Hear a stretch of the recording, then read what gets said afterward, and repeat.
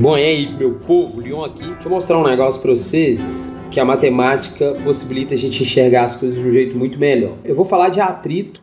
Eu vou falar de atrito estático, tá? E vou te falar quando que compensa se arrastar, quando que compensa se levantar um objeto. Presta atenção nessa pira aqui. Isso me veio ontem, na hora que eu fui tomar uma cerveja num lugar, e a pessoa trouxe um tapetinho de copo, que ele era muito aderente. Ele sem nada, você não conseguia empurrar ele em cima da mesa, porque ele praticamente colava na mesa. Aí eu resolvi fazer esse vídeo aqui, eu vou explicar o motivo. Então vamos lá. Quando eu quero calcular a força de atrito estático máxima, né, o que eu faço? Eu pego, vou chamar de F max, tá? Eu pego a normal, né, vezes o coeficiente de atrito, beleza? Então, primeira coisa, vamos fazer uma análise. O que é a normal? A normal é uma força. E o coeficiente de atrito é só um coeficiente, ele não tem unidade. Então, aqui que vem o ponto que eu quero trazer para vocês. Quando a gente está falando de número, quando você pega um número e multiplica, você pode encarar ele como um amplificador, um redutor de algo. Vamos entender. Pela terceira lei de Newton, o que a gente faz?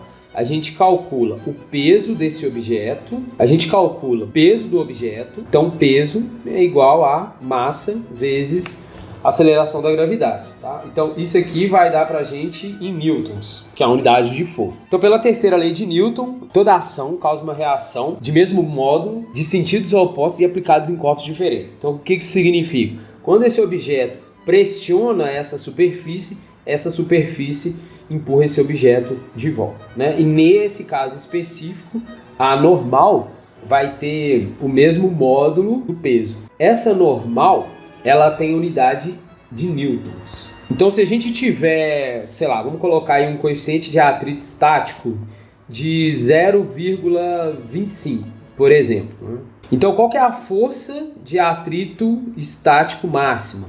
F max vai ser 0,25 vezes mg. Olha que doideira. O que você está falando? Você está falando que 25% do peso desse corpo vai ser convertido em força de atrito estático. Ou seja, é aquela força que você precisa para quebrar o limiar ali e o objeto começar a se movimentar. Na verdade, você teria que fazer uma força infinitesalmente, eu nem sei se é essa palavra, maior do que essa, né? Essa que você calcula, que é a força de atrito estático máximo. Lembrando, a gente tem dois regimes, o cinético e o estático. O cinético ele é constante, o estático varia e por aí vai. Mas não é esse o ponto que eu quero trazer aqui. Então, se a gente tiver coeficiente de atrito maior do que 1, então se, né, esse coeficiente, e existe, tá? Se esse coeficiente, e provavelmente esse tapetinho ele tinha, né? Se esse coeficiente de atrito estático for maior do que 1, significa que é mais vantagem você levantar o objeto e carregar ele. Por quê? Qual que é a força que você precisa fazer para carregar um objeto? É maior que o peso dele, certo? Então, se você for fazer, por exemplo,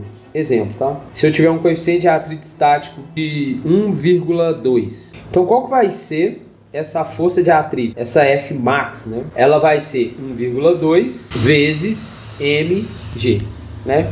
Ou seja, vai ser 120% do peso do objeto. Então é preferível você levantar o objeto, sacou? Lembrando, galera, que o coeficiente de atrito, ele depende dos corpos, né, que estão relacionados, na verdade, da superfície, né, do que elas são feitas e tal. Por exemplo, borracha no asfalto tem uma certa aderência. Agora, ferro no asfalto não tem. Então, né, não é interessante a gente ter pneu de ferro pro carro, no asfalto que a gente tem. Fechou? Essa é a ideia que eu queria dar. Me fala aí o que você achou, se deu pra entender. Se você estiver no YouTube, não esquece de colocar seu like, comentar alguma coisa aí que você achou desse negócio. Beleza? Um abraço.